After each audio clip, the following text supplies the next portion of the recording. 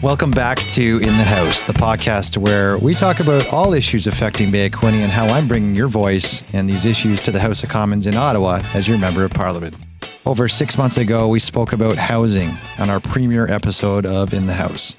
We are in a crisis, not enough homes, dead last in housing in the G7, sky-high prices, not enough affordable housing, and increased homelessness. We are still in a crisis. In fact, the crisis has gotten more dire. We heard from our Quinte Homebuilders. If we can open up supply and reduce the time in getting shovels into the ground, we can definitely improve this. Regionally, we don't have a plan in place. In 2016, Belleville CMA was named number 3 in core housing need behind Toronto and Victoria across Canada. That's an important statistic. From Pierre Poliev. We can't get things built in this country. It takes 7 to 10 years for a developer to go from buying a land to getting full permitting to building on it. It's very difficult to transform properties. So to get permits to take an office tower that's now empty because people are working from home and convert it into rental, or to take an old Victorian mansion in Belleville and convert it into a 7-unit apartment building. There's more paperwork involved in those kinds of things sometimes than there is material and labor costs. And from Grace Inn and from Welcoming Streets on homelessness, as well as from the Love Song project in Prince Edward County. So what are we talking about today as we build the case for more housing? We now know more of what we need. It's trying to solve it. We need 10,000 more housing units by 2031. And I've been very vocal about 1,500 to 2,500 more rental units. I'm a hotelier. I know that we build more supply and outstrip demand, prices go down. No landlord wants to have an empty apartment building or apartment rental unit. So therefore, that price will go down in order to fill it. We need more affordable housing. Affordable probably is $700 to $900 for rent. That's what maybe 1 or 2 people can afford. And we know it takes 1 step to end up homeless, but did you know it takes 3 steps to get out of homelessness? We need more of the 3 things that help the homeless: shelters, transitional homes, and affordable rental units. Today, we're going to continue to swing the hammer on the housing issue as we look for new collaboration to build our community out of the housing quagmire, to ease our homelessness, to have our youth being able to afford shelter, and just to build more homes. We're going to talk all about that today with Ruth Eswick from the Quinte Homebuilders, Vino Nerona from Not Alone team, Bob Contrell from All Together Housing, Phil Spry from Springale, and Matt Jenneru, our housing critic from the Conservative Party, as we continue to tackle housing on In the House. Mr. Speaker, it's my pleasure to rise as the first time as Conservative MP for the Bay of Quinte. This is the In the House podcast with your voice in the House of Commons, Bay of Quinte MP Ryan Williams. When it comes to housing, we need to talk about hitting goals. And really it comes down to, what do we need to hit the nail on the head, so to speak, in order to build more housing in the region? I'm joined today by Ruth Eswick, the CEO of Quinte Homebuilders. Ruth, thanks so very much for joining us again. Thanks, Ryan. Thanks for having me.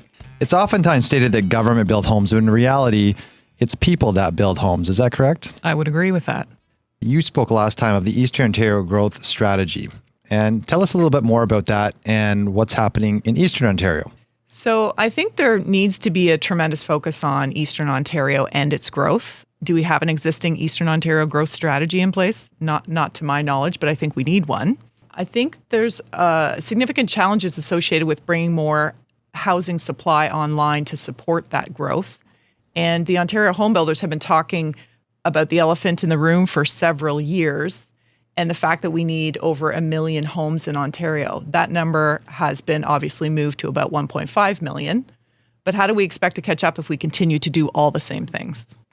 So we talk about targets, and we've had some numbers since we've last spoke. But 10,000 homes by 2031 seems to be that number.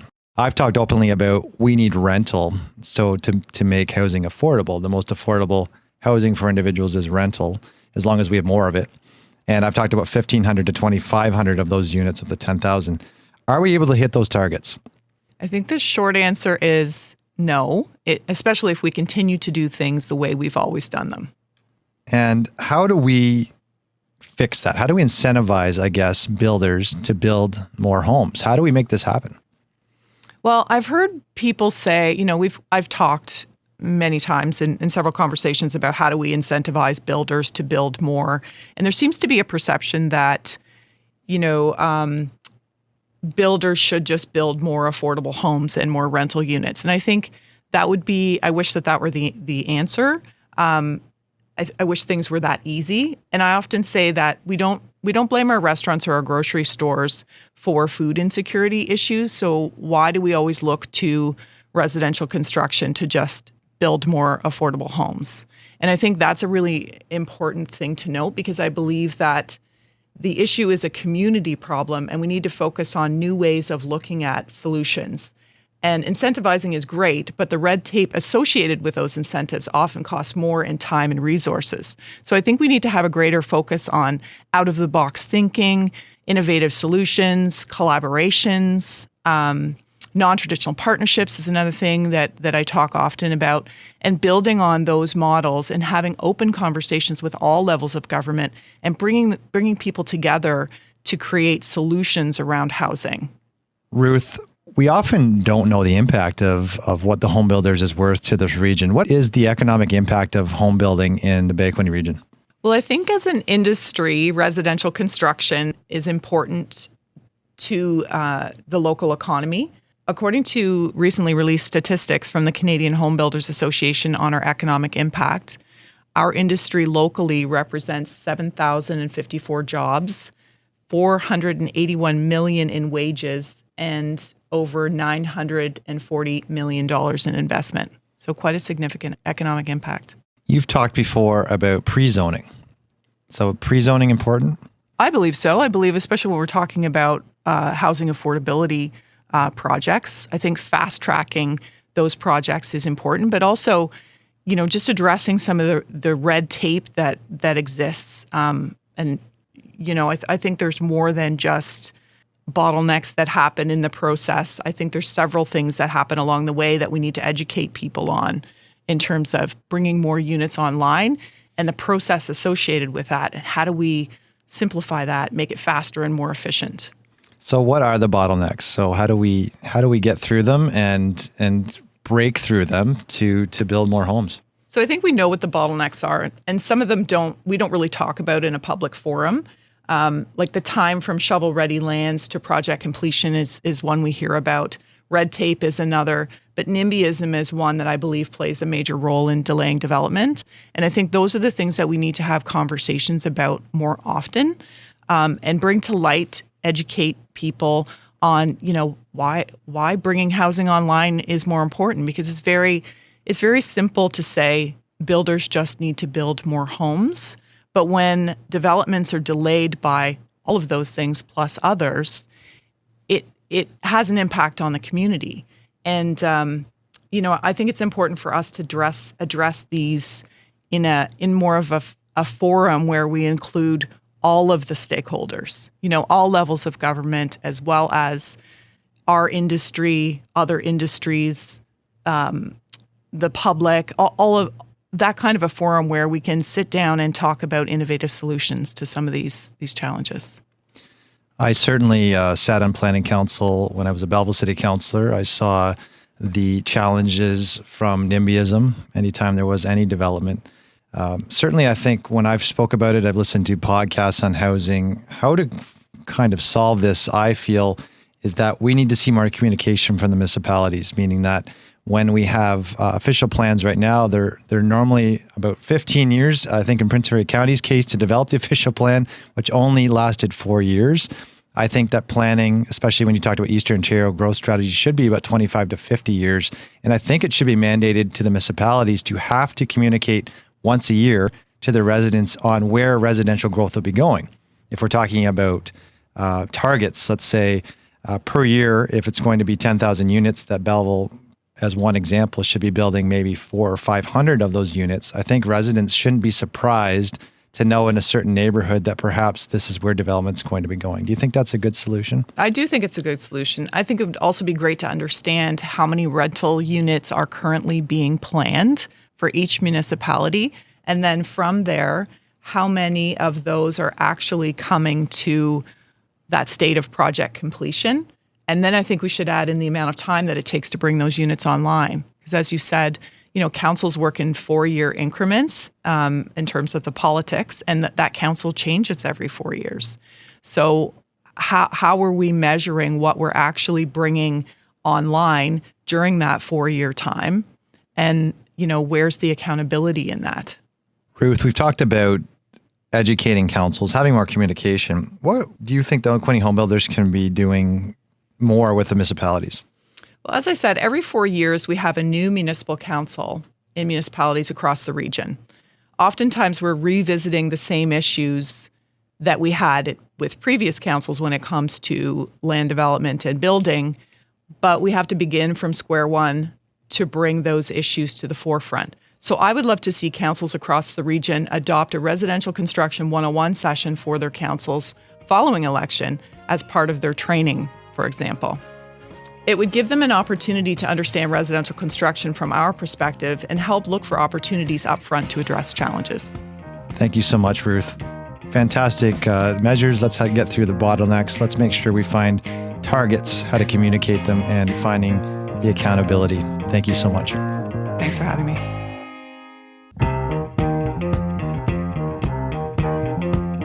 Homelessness has doubled in the last 5 years in our region. It only takes one step to become homeless. That much is for certain, but it takes 3 steps to get out. One of the groups who have done the most for homelessness is the Not Alone team in Quinte. I'm joined today by Vino Nerona, a board member for Not Alone team. Thanks for joining us today. Thank you for having me.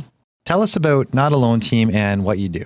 So Not Alone Team Quinte is a grassroots anti-poverty non-for-profit organization. We're working to alleviate homelessness in our community. So currently we run 5 different programs. We have a meal program, outreach and referral to community services and resources program. We have a pet foster program and a holiday program. So our mission is actually to provide services to the poor, the hungry, and those that are residentially challenged. And we do that through outreach and meals and food drives, and definitely advocacy. And how many people do you serve at this point? I'd say somewhere between 150 and 200 people. You have a new program that's been pitched to Belleville City Council, and it's about tiny shelter community. Tell us about that project. What Not Alone Team Quinte is stepping up and looking to create is a tiny shelter or a tiny home community for our homeless individuals. We're not wanting to recreate the wheel, but looking at other communities in Ontario and in Canada that have done similar projects and take what has worked in those communities and bring it to the Quinte region, but make it our own, because every community is different. And so we're looking to create that tiny shelter idea in our community. In terms of what we've talked about, shelter being the number one thing we need, support systems. How do you find the support systems working right now in our community when it comes to mental health and addictions and ensuring we're helping people find jobs or get trained, or just helping people who have really found themselves probably at the lowest part of their life sometimes when they become homeless?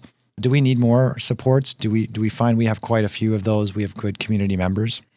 I think in our region, we've got great support. Like, we've got a lot of different programs that are offered in our community.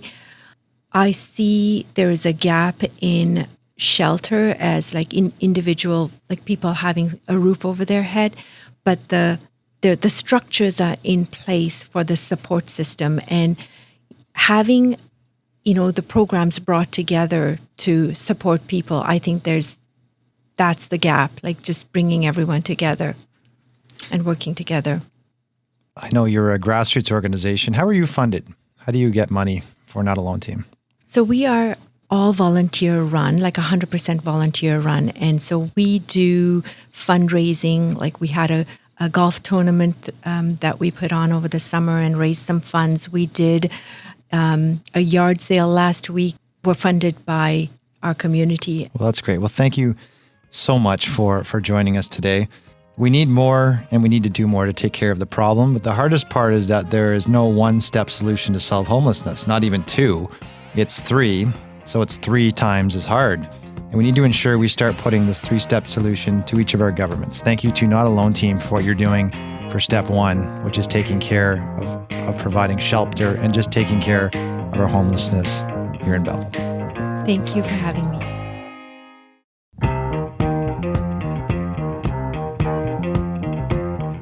The definition of affordable housing has sometimes been opaque. What exactly is affordable these days, and how do we build more affordable homes? Bob Contrell and Phil Spry have been involved with housing projects, or in other words, walking the walk when it comes to real affordable housing. They have a partnership that's very unique with Altogether Housing and Springale Developments. Welcome to the show, gentlemen. Thank you very much. Thank you very much. Glad to be here. I'm going to start with a very basic question, but very complex at the same time. What exactly is affordable housing? Well, we know that the provincial guideline here says that affordable is at or below average market rent. But for us, as Altogether Springale, we are always below. So if you hear Altogether Springale, you're going to know we're always below average market rent, and we are actually 20 to 30% below average market rent.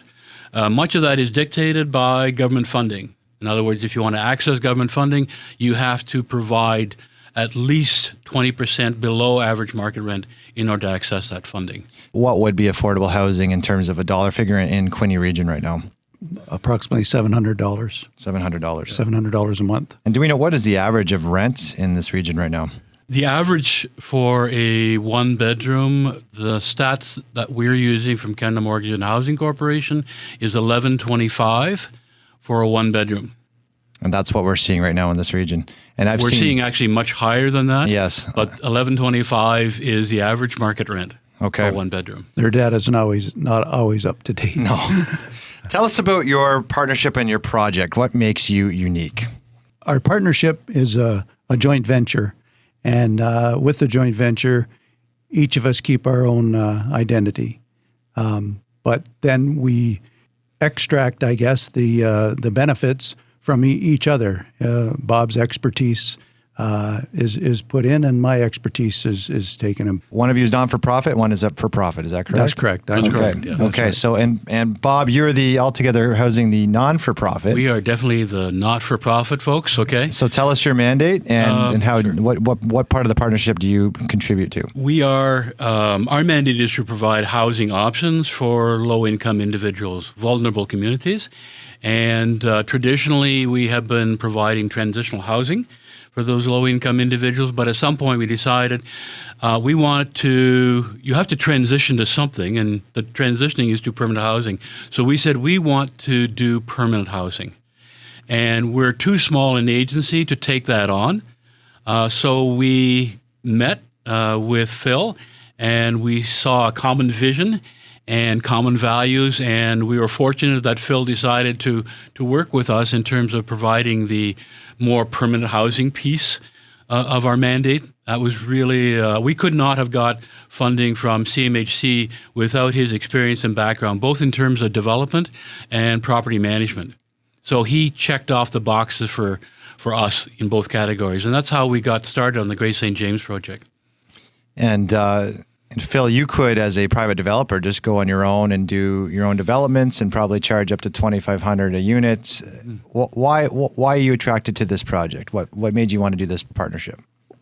Well, it's to help look after the vulnerable people, but also with Bob involved or with Altogether involved, they look after the tenants. I've rented to the agencies that Bob's involved with for years, and they've always been very, very good to me and helped me with the tenant. Now with Bob in charge, he supports all of the agencies and organizes it. He organizes the whole partnership agreement with the tenants, and so everything runs smooth.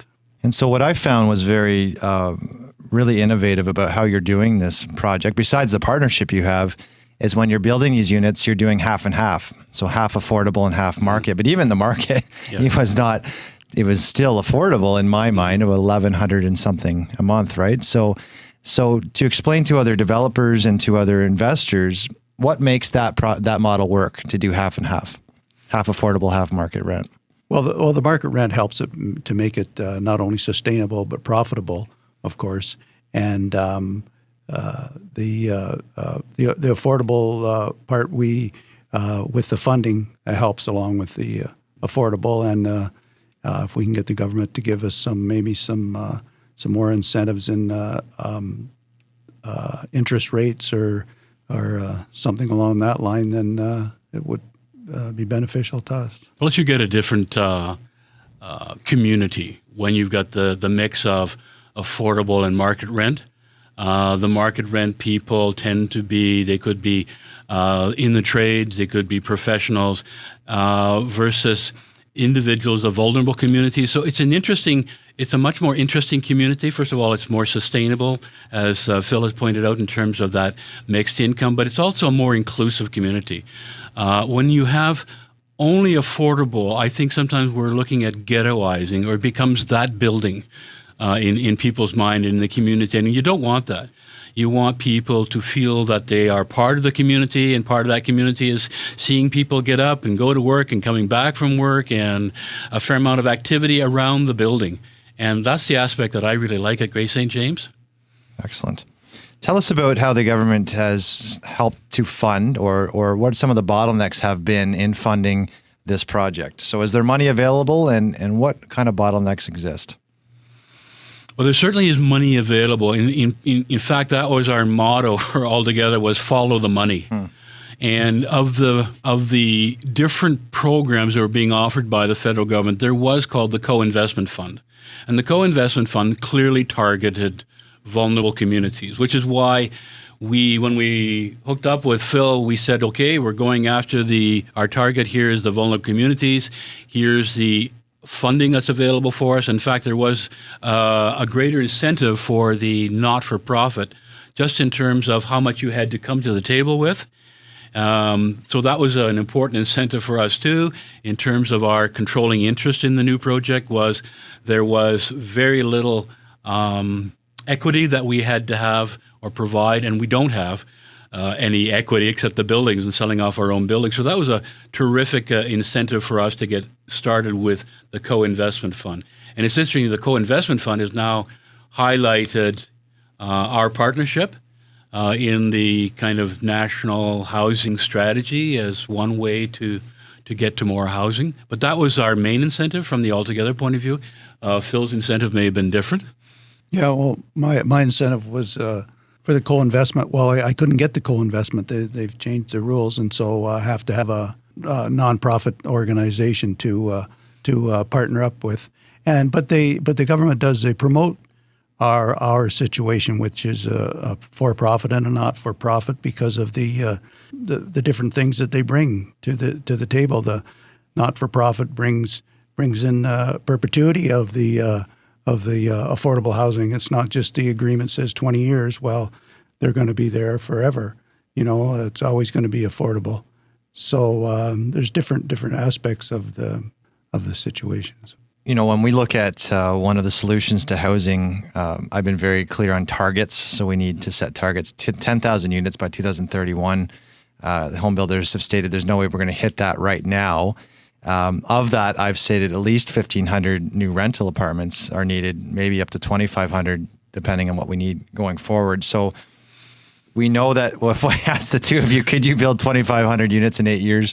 The answer is probably no, not quite. But how do we replicate what you're doing across the region and across Canada? This is actually a good start. It's letting people know that there's a model there.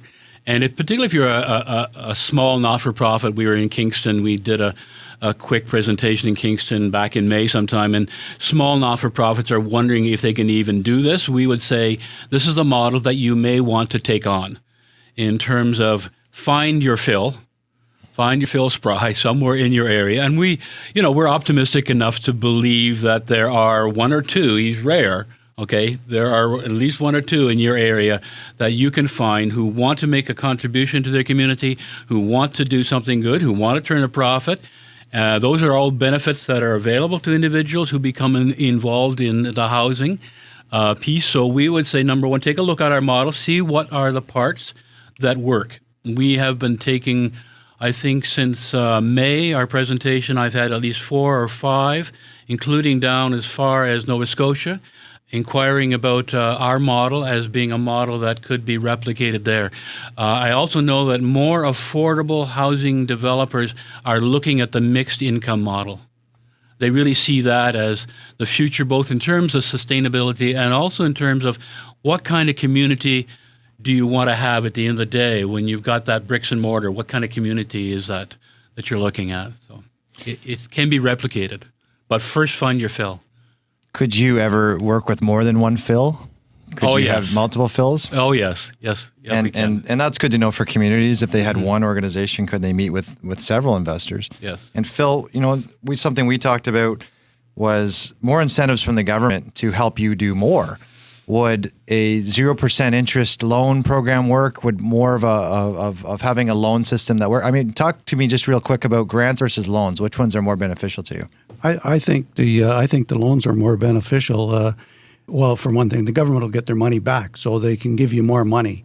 And if you get the more loan you get, then the less investment you have to have of your own. So it's return on investment for the private developer. They're going to want the best return on investment that they can get.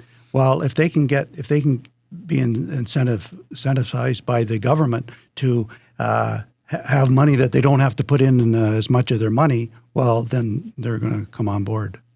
Well, thank you very much on behalf of the region for the work you're doing and for the partnership that you've set a model for not only here but across Canada. And certainly, if anyone wants to get a hold of you, how do they do so? The best way to reach me is through our email, altogether.housing@gmail.com, or you can check out our website, altogetherhousing.ca. Fantastic. And my email's on Altogether's website also, so it's spryz2003@yahoo.ca.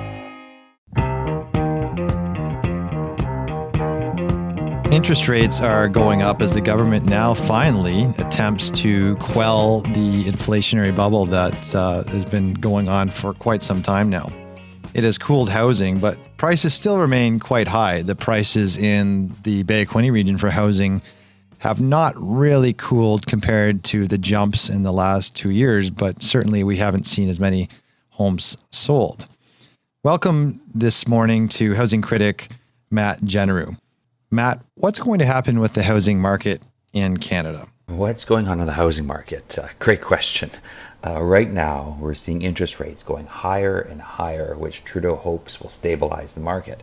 But the problem is that everything is just becoming more expensive in the short and the long term.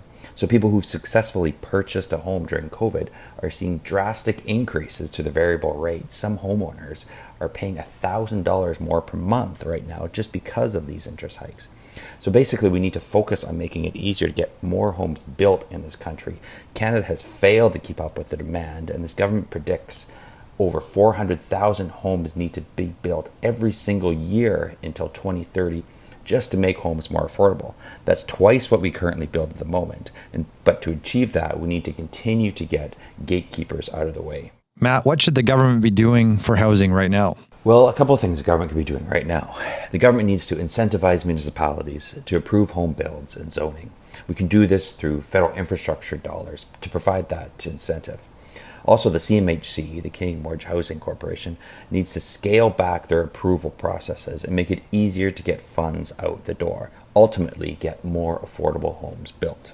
Matt, I often talk in the House on military housing that it isn't actually government that builds homes, except for when it comes to military housing. Government does build those homes.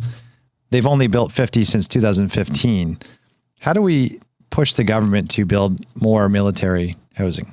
I've been able to tour a few different places that have been successful in supporting military housing. And one that comes to mind, Homes for Heroes Foundation. Their biggest request, and actually their biggest ask, is just to sit down with government to explain how their program works, which takes a lot of private money, putting that into the government system to get homes built, essentially. But they've said they've had a very difficult time meeting with members of this government, whether it be with the bureaucracy or ministers or the Prime Minister's office. They keep trying, but organizations like that are the future, really, in my opinion. But ultimately, the government has been short in building military housing and quite frankly, affordable housing. So we continue to see the Liberals commit to more money to get homes built. But the problem is the bureaucracy and the red tape. We need to remove the red tape, increase approvals that will get more homes built. I had a program that I pitched when I was in Belleville City Council. I'm actually going to play the clip now. Motions 11.1 moved by Councillor Williams. Whereas we have identified a housing crisis affecting rental units, and whereas there was a motion passed at the Housing Summit to create 1,000 new affordable rental units by 2025, be it resolved to create a secondary suites affordable rental unit program starting January 1st, 2020 that will create up to 50 secondary suites and units a year over 5 years that offer affordable market rent at 80% of market rent, creating 250 of the 1,000 units for affordable rental. We have $80 million in our bank account in reserves for different things. They're all there and allocated for different things, but it's there. And providing loans from the city of $25,000 paid back to the city over 15 years. That program was actually going to provide more secondary suites and coach houses, existing buildings where we could provide 0% loans as long as residents provided affordable market rent, which was 80% of the average market rent. So instead of $1,500, say $1,200, if they provided a rental unit in their home. It did actually three things. One, it would provide rental units across the city and across this region. Number two, it would make sure that people who perhaps are finding the pinch from interest rates could keep their homes. And number three, it provides jobs. We need jobs, tradespersons to build those. So it's a win-win-win, in my opinion. I'm looking to bring this motion to the government in order to see this happen from the Canadian aspect, Canadian side. Matt, tell me about what you think about this. This is absolutely great. This is what we need to do. We need to be coming up with more of these innovative approaches to housing and to affordable housing, affordable rental housing. The program pitched to Belleville City Council when MP Ryan Williams was a city councillor is an exact example of where we need to go. You see the ability to take a basement suite and turn it into either a rental opportunity or a way to get more people into the trades and roll back into jobs. All of this is a prime example of where we should be innovative on the housing file. And I certainly support MP Ryan Williams, private members' motion to bring this forward, and hopefully we'll see a lot more of that collaborative approach in this parliament if we really do truly want to make more housing affordable in this country. Housing is an issue that needs to be declared a crisis, and we need to make sure we do everything as a nation until it is solved. Housing or shelter should be a fundamental right, and we need to treat it as such. We also need to be innovative. We need to make sure that we're coming up with new solutions to build housing, and the government's role is to ensure we incentivize and we remove regulations for all of the different aspects that are blocking housing development. Today, we talked earlier about setting targets. From the federal government, we need to absolutely set targets, but not only set them, make sure we are ensuring that we're living up to those targets. And that's the only way we're going to see housing built in this country.